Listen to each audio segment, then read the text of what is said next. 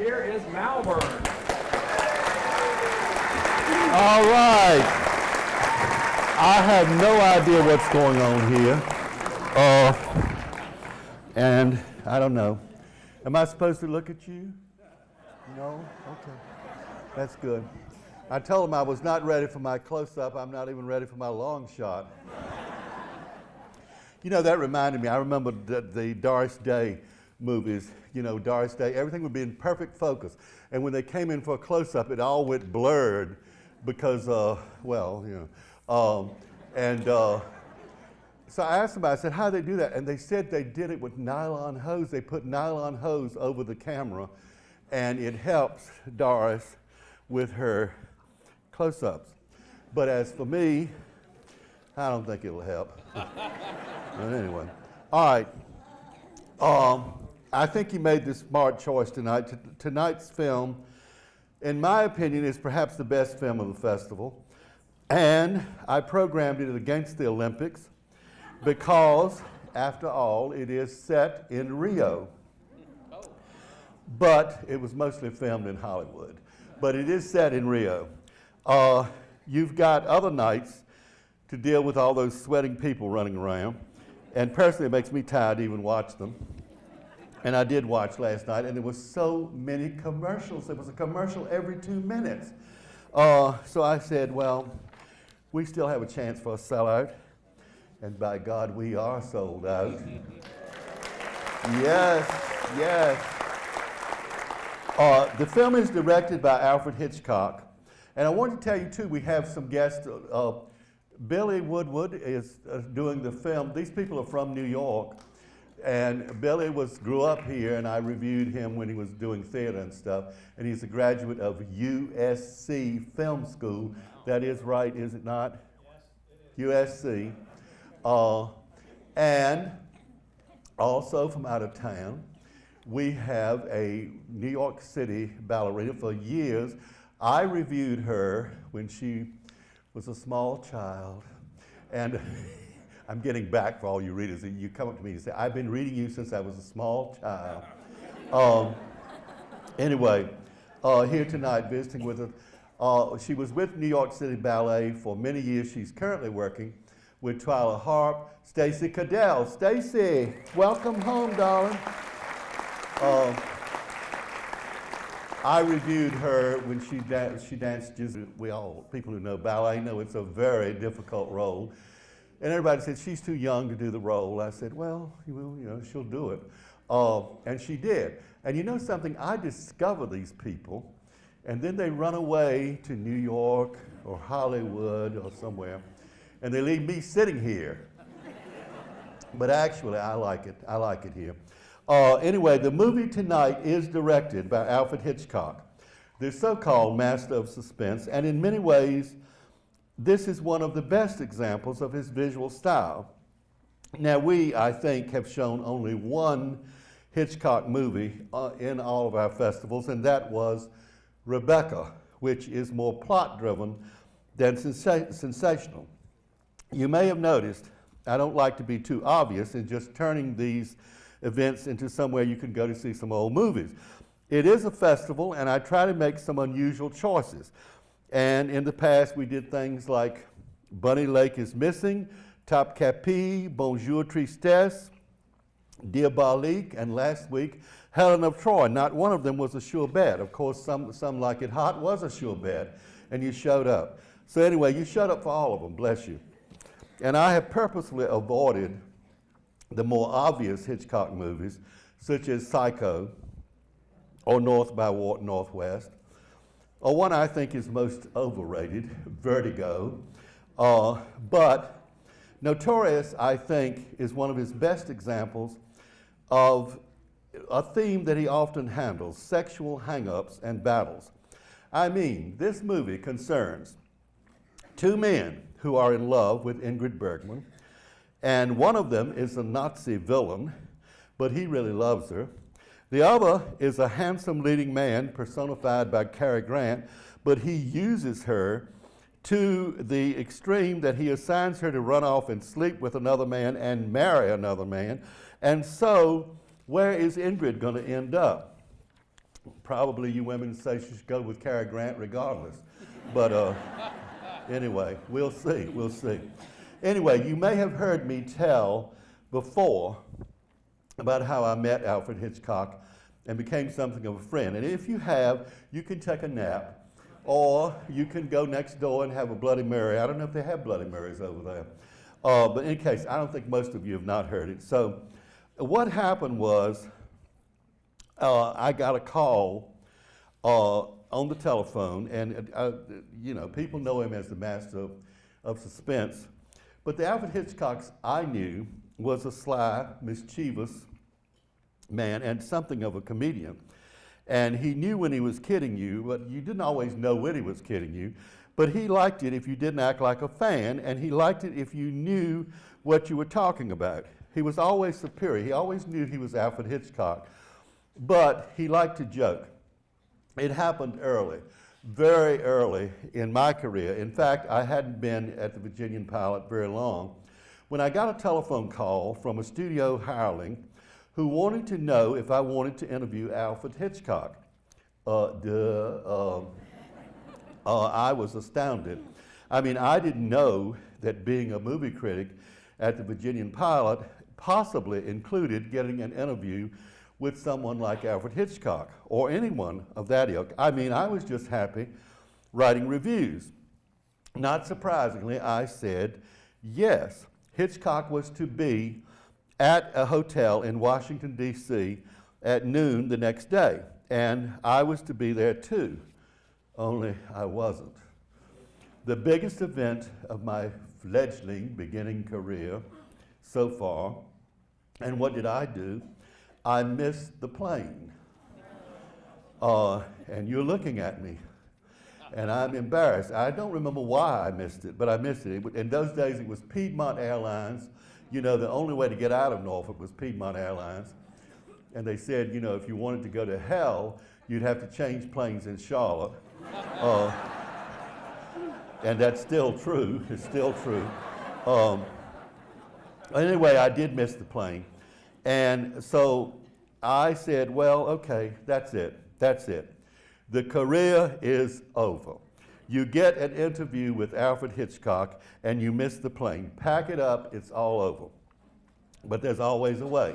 I'm saying to you, don't give up. There's always a way.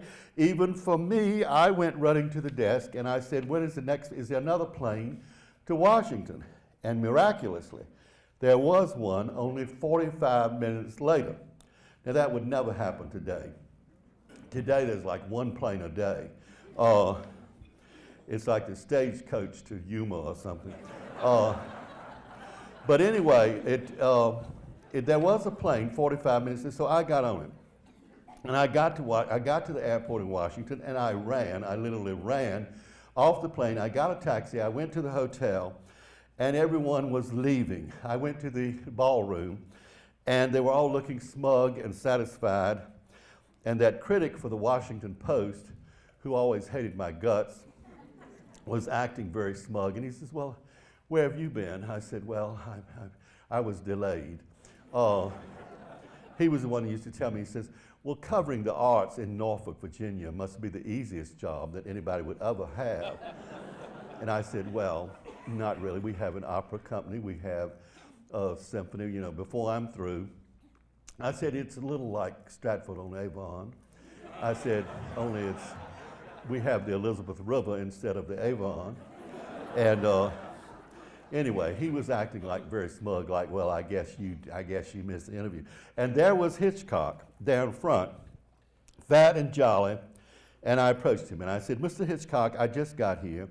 I had trouble with my plane and was delayed. I didn't think it was really necessary to tell him that I missed the plane. And he says, oh, young man, I'm afraid it's all over. But I wouldn't worry. You really didn't miss anything. It was quite dull. And I said, I missed whatever there was to miss. So I said, well, my editor will fire me if I don't get this story. Actually, no one from the Virginian Pilot knew I was there because I have a habit of not telling them about stories until after I get the story. Why tell them about the story that you might get? Besides, if it's a really good story, they'd like to do it. So anyway, I had not told anybody, and I figured they would laugh because they wouldn't believe I was getting an interview with Alfred Hitchcock. Anyway, I looked very pitiful. I can look very pitiful when I have to.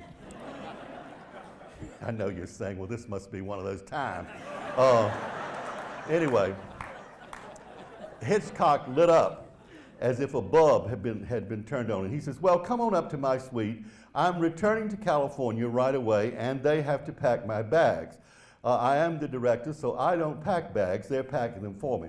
So you can talk to me while they pack. Eureka, yes.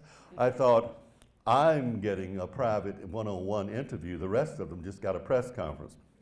So in his room, he took a telephone call from Alma. Now, Alma Reville was his wife. Originally, she was an editor, and there are many who still claim that she was the brain behind the Hitchcock legend. There was a movie in which she was played by Helen Mirren, and Anthony Hopkins played Hitchcock. Anthony Hopkins is usually good, but in my opinion, he was something of a disaster at playing Hitchcock, but you may remember that movie. It was fairly recently.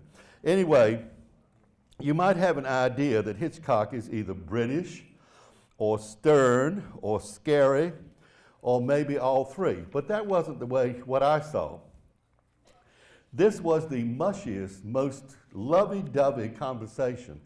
And I was sitting over in the nearby, and he said, I'll be home soon, love. I can't wait to get back, and we're flying back to Los Angeles. And I'm thinking, this is Hitchcock. I mean, I thought he was, kind of scary. I'm too embarrassed to repeat all that went on in that conversation. But anyway, let's just say it was sweetie sweet. So he turned to me and he said, would you like a ride back to the airport? My car is here and I'm afraid I have to go, but come along. And he said, we can talk as we ride. Well, that interested me. And besides, I had left the bag at the airport. If you remember, I left the bag. Now, I know you may have heard of many Hitchcock foibles. You have heard that he is afraid of policemen. You also may have heard that he's afraid of jails. But something that day, I don't think anybody else, I don't think it's been written anywhere else as far as I know. He is afraid of sitting in the back seat of automobiles.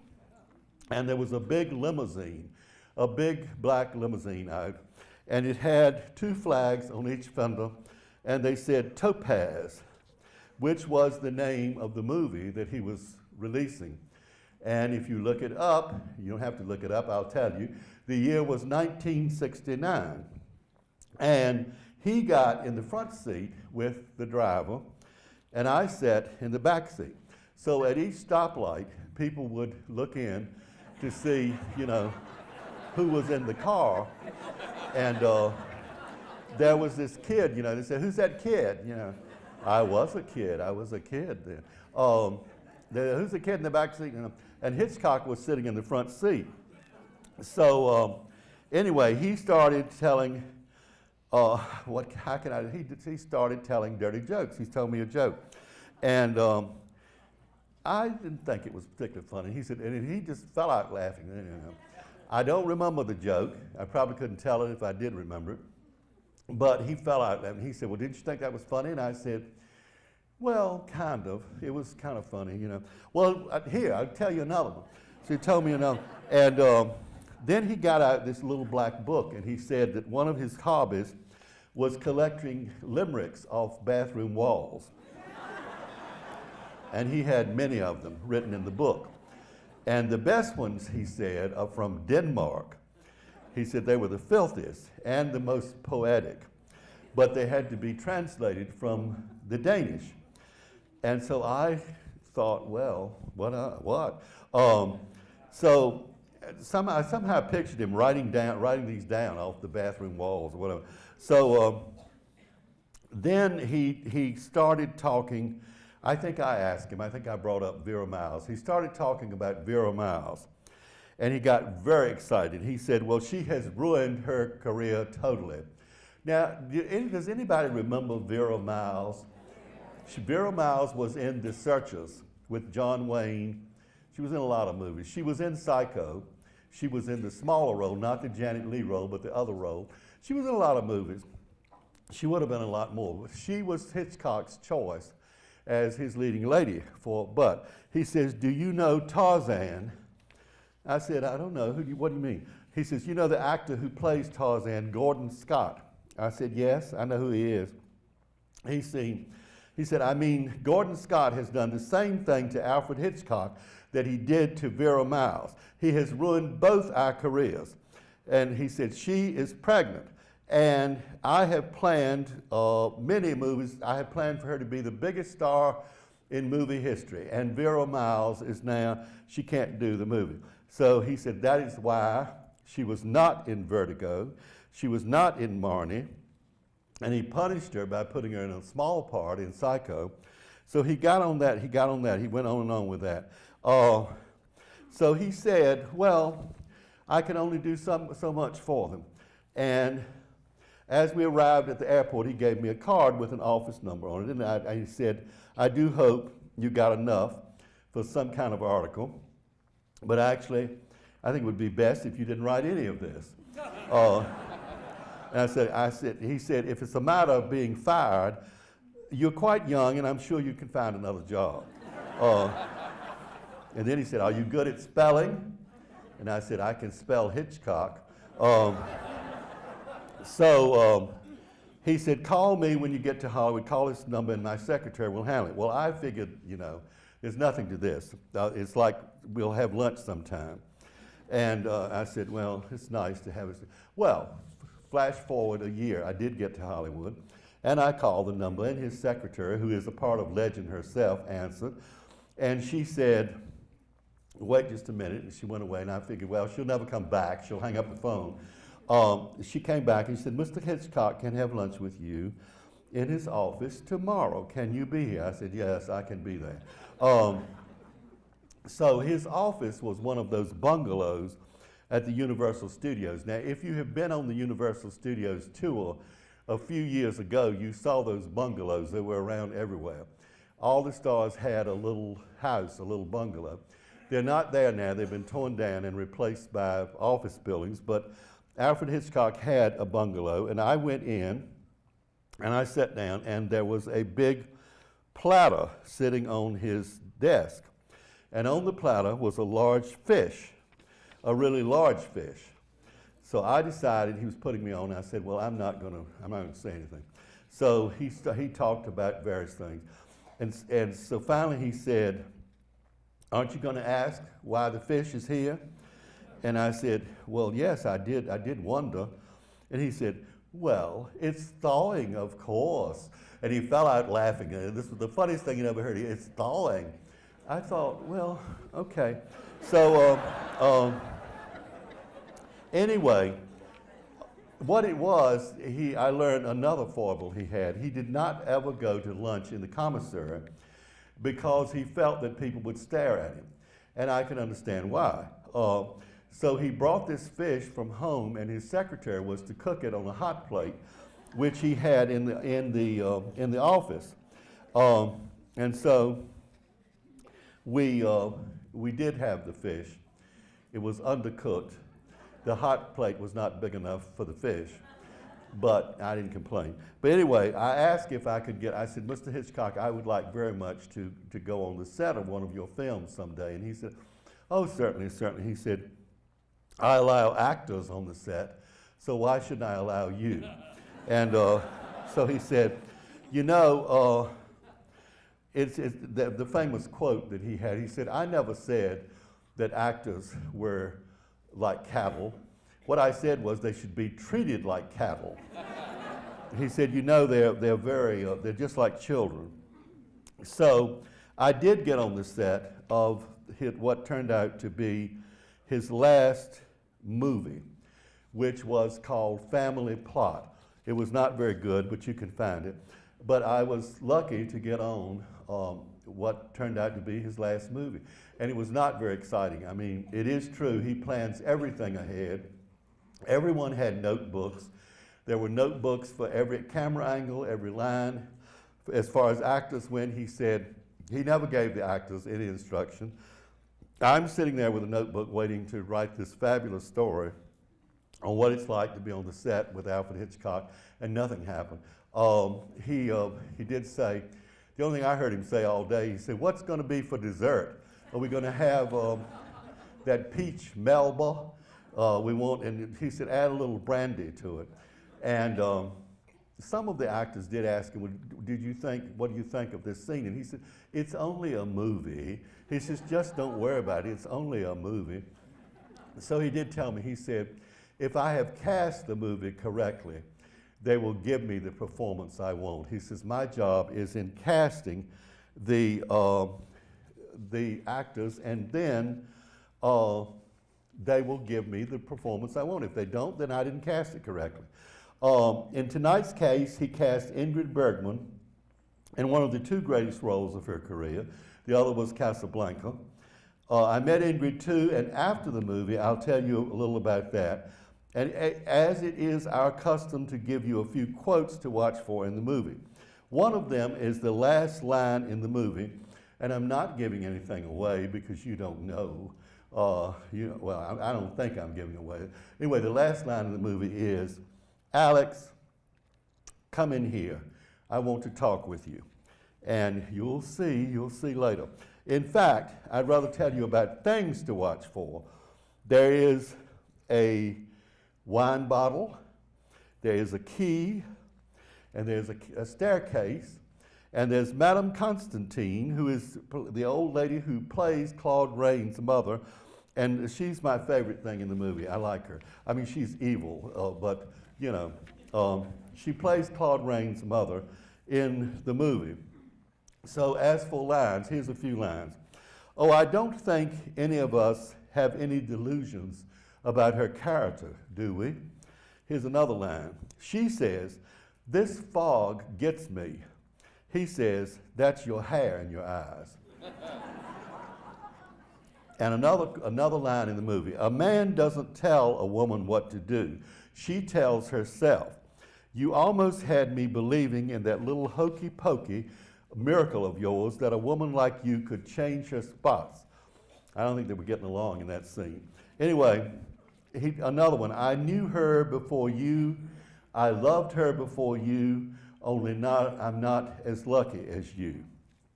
And Ingrid Bergman says this at one point in the movie. "This is a very strange love affair. Maybe it's the fact that you don't love me." Now we'll see who she says that to. And she said, "Wouldn't it be a bit much if we both grinned like idiots at the same time?" And at one point, Cary Grant says, "Dry your eyes, baby. It's out of character." So I want particularly to tell you some of the things about Ingrid Bergman after the film. So here, without further ado, is Leopoldine Constantine, Louis Calhern, Claude Rains, Ingrid Bergman, and Cary Grant, directed by Alfred Hitchcock. Here is Notorious.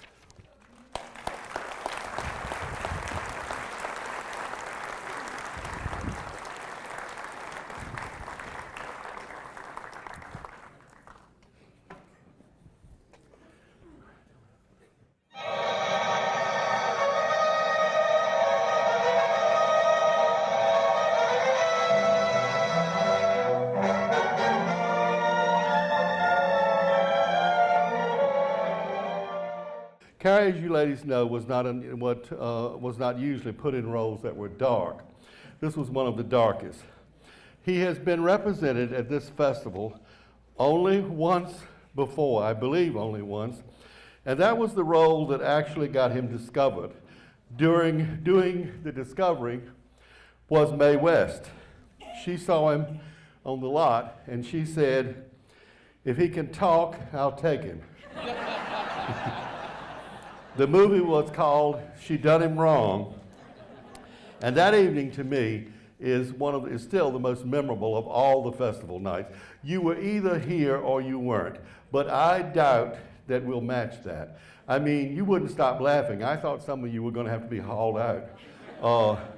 It was all due to Mae West.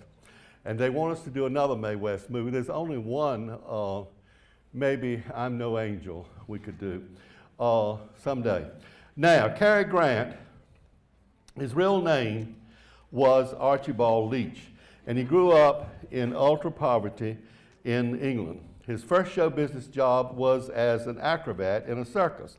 I never really brought that, I never bought that oh so British accent he used, but most everyone else did. You heard it here just a few weeks ago when Tony Curtis did his own imitation of Cary Grant in Some Like It Hot, and Jack Lemmon commented, "No one really talks like that." In his early years in Hollywood, his best friend and roommate was Virginia native Randolph Scott. And entirely out of the subject, I will tell you how many years I spent trying to get an interview with Randolph Scott. He was from a quite wealthy family. I think it was in Roanoke. And I always remembered his mother would answer the phone and she would say, "Hello, Randolph Scott's mother speaking." It's true, it was true. I never got an interview with him. But anyway, back to Cary Grant.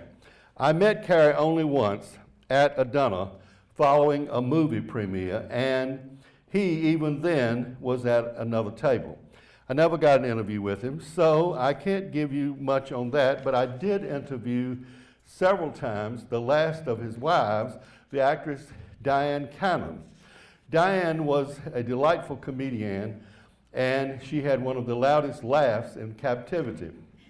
She was nominated for the Oscar for Heaven Can Wait, and she was quite talented, but she was the mother of his only child, a daughter named Jennifer. He became a father only after the age of 60. His former wives, incidentally, included the Woolworth heiress, Barbara Hutton, a coupling that led the press to call them Cash and Cary. The press can be naughty.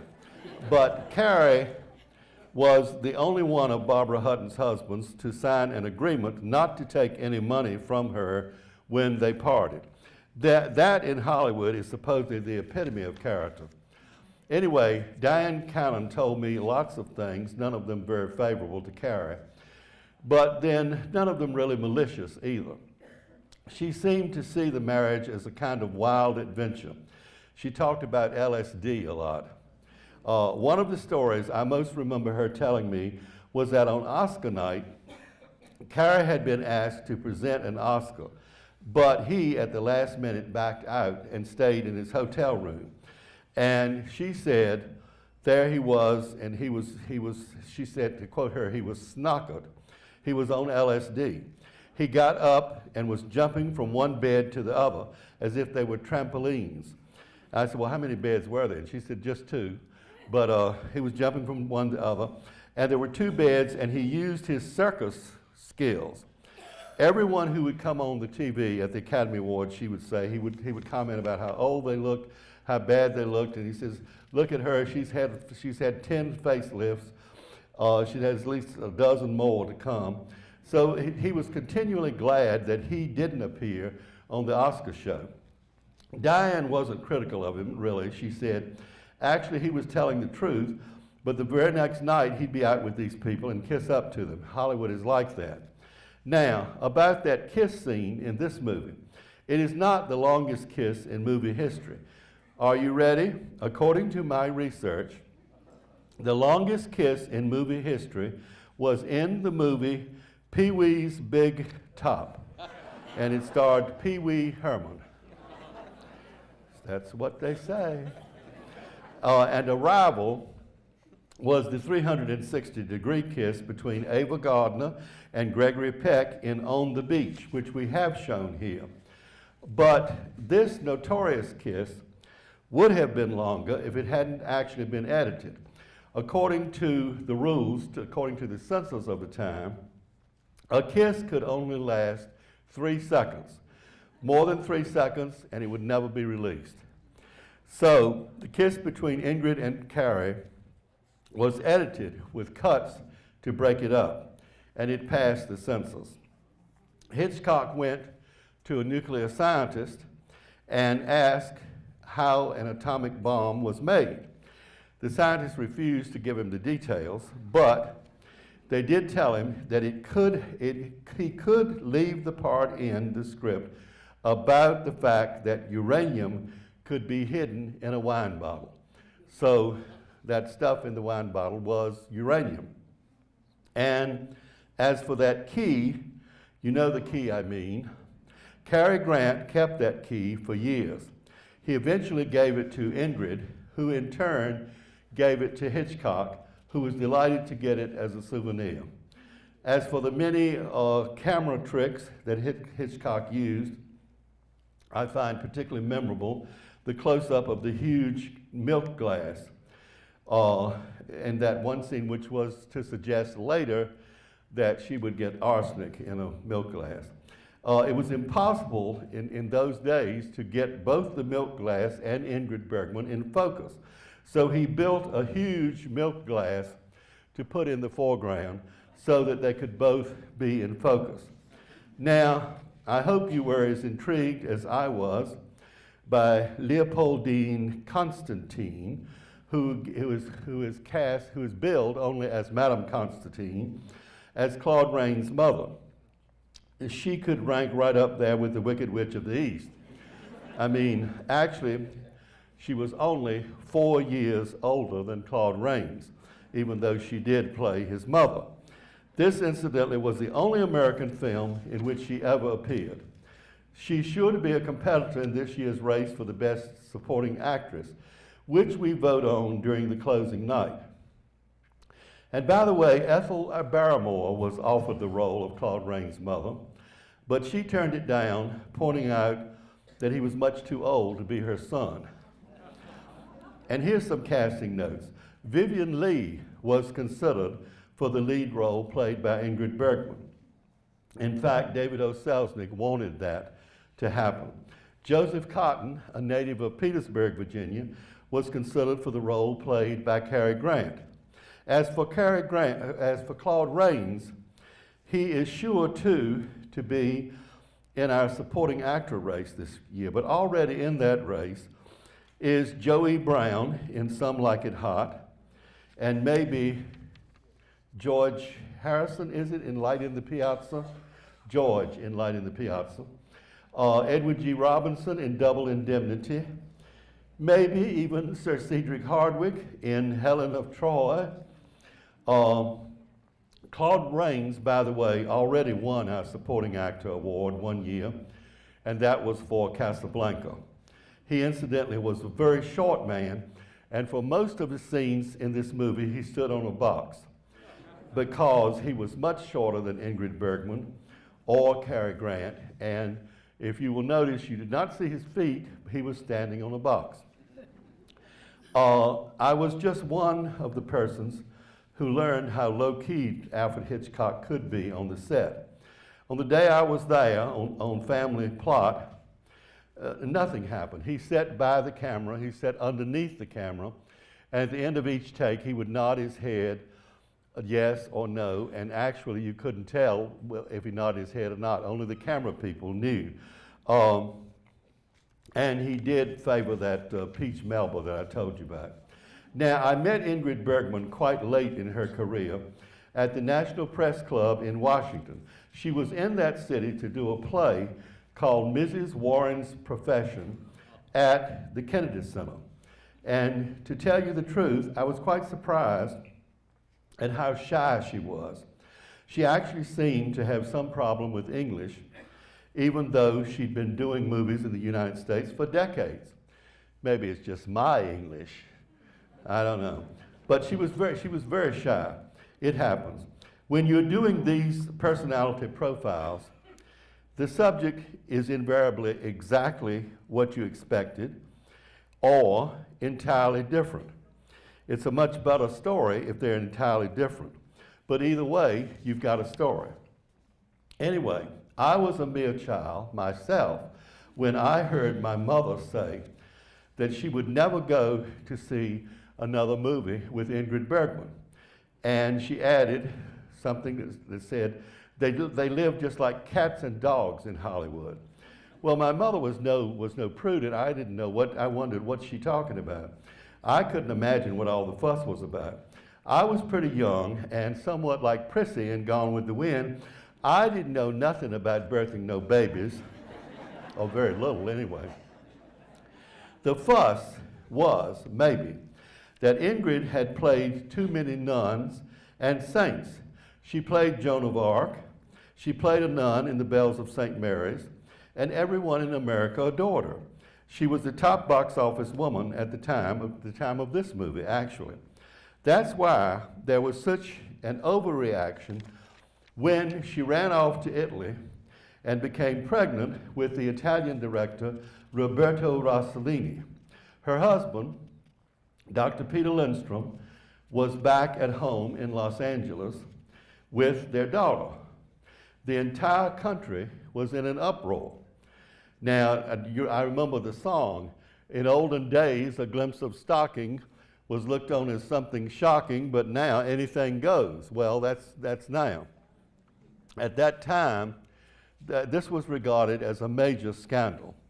And she was denounced on the floor of Congress as a, quote, an apostle of degradation.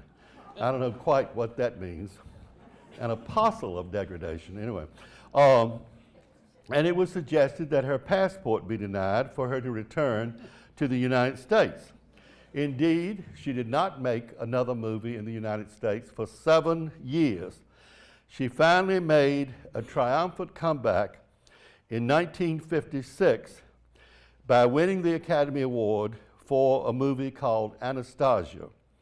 One of her greatest champions was Cary Grant, who was one of the first to volunteer to co-star with her when she returned. She won her 3rd Academy Award for the supporting role in Murder on the Orient Express. The child, born in Italy, was a son named Robin, but she later gave birth, also by Roberto Rossellini, to twins. One of them was and is the delightful Isabella Rossellini, which I will tell you is one of the most charming women I have ever met in my life. It is impossible to be in the presence of Isabella Rossellini and not to be charmed by her and not to laugh. Isabella Rossellini smiles at all times, although she told me that in a moment of sadness, the last time I saw her, she said, please do something to get me a job. I'm out of work because I need a job, and because of my European accent, I can't get work.